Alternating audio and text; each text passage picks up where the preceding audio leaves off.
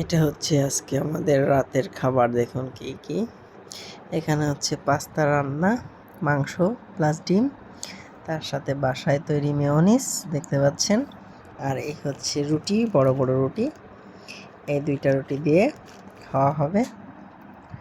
তো সব মিলিয়ে দারুণ এক মজার খাবার। আমি অলরেডি ক্ষুধায় খাওয়া শুরু করে দিয়েছিলাম। অর্ধেকটা খেতে খেতে সাজানো হলো, দেন আবার ট্রাই করতেছি। জোস লাগে।